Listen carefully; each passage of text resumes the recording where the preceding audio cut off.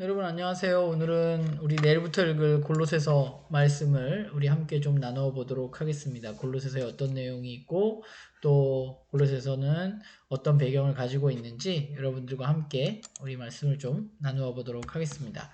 먼저 골로새서의 배경을 좀 살펴보면요. 골로새 교회는 에베소서에서 내륙쪽으로 한 160km 떨어진 곳에 위치하고 있고요. 우리가 계시록에서 보았던 라오디게아 교회, 라오디게아 지역, 그리고 히에라폴리스라는 지역과 함께 미안데르 강의 상류에 위치해 있는 이 세 개가 이렇게 함께 붙어 있는 그곳에 골로새라는 지역이 있습니다. 그리고 화산에 의해서 현재 남아있지는 않습니다. 골로새 교회의 특징 가운데 하나는 바울이 세운 교회가 아니라는 거예요. 바울이 세운 교회가 아니고 에바브라에 의해서 세워진 교회입니다. 그런데 바울은 지금 그 에바브라가 세운 그 골로새 교회에 자기가 세우진 않았지만 그럼에도 불구하고 편지를 하고 있는 것이죠. 학자마다 이 저자의 문제에 대해서 좀 약간 의견이 조금씩 다릅니다. 어떤 사람은 바울이 썼다, 어떤 사람은 바울이 안 썼다 라는 의견이 여러 가지로 있지만, 그러나 빌레몬서라든가 이 골로새서의 연결점을 본다면 저는 골로새서 바울이 썼다고 생각하고 여러분들과 이야기를 나누려고 합니다. 골로새에 나와 있는 것처럼 바울이 지금 감옥에서 갇힌 상태에서 편지를 쓰고 있는 것이죠. 그러면 바울이 감옥에서, 그것도 내가 세운 교회도 아닌 그 골로새 교회에 왜 편지를 썼느냐에 대해서 우리가 생각해 본다면 그 골로새 교회에 문제가 생겼기 때문입니다. 그 문제는 뭐냐면 골로새 교회 안에 이단적인 가르침이 들어오기 시작했습니다. 그런데 이 이단적인 가르침, 굉장히 골로새서의 이단의 가르침은 굉장히 복합적으로 나타나요. 잘 읽어보면. 그런데 2장 8절에 보면 그 가르침에 대해서 철학이라는 단어로 이 바울이 이야기하고 있는 것을 보게 됩니다. 그러니까 당시 세상에 유행하던 철학적인 가르침이 그 교회 안에 들어오게 되었고, 신비주의도 들어오게 되었고, 거기에 율법과 할례를 강조하는 유대주의까지, 굉장히 복합적인 어떤 복음 외의 이야기들이 복음인 것처럼, 그것이 필요한 것처럼 골로새 교회 사람들에게 들려지기 시작했고 그들이 흔들리기 시작했던 것으로 보여져요. 그래서 바울은 그것에 대해서 이야기하고 있는 것이죠.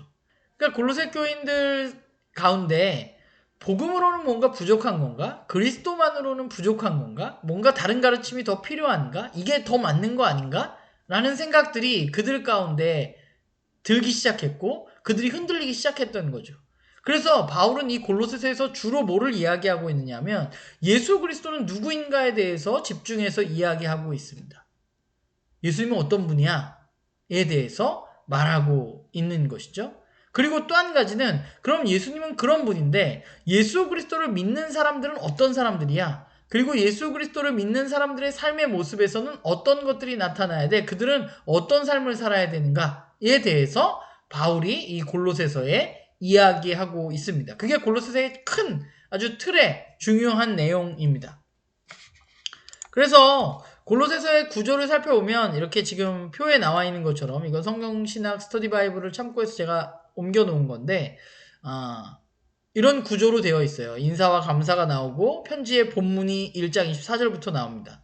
여기에는 주로 골로새 교회에 들어왔던 이단적인 가르침들이 어떤 것이었냐에 대해서 굉장히 구체적인 내용이 이 2장에 기록되어져 있습니다. 그리고 마지막 부분에는 그러면 그리스도를 받아들인 사람들은 어떤 삶을 살아야 되는가에 대해서도 굉장히 구체적인 내용으로 이야기하고 있는 것이 바로 골로새서입니다.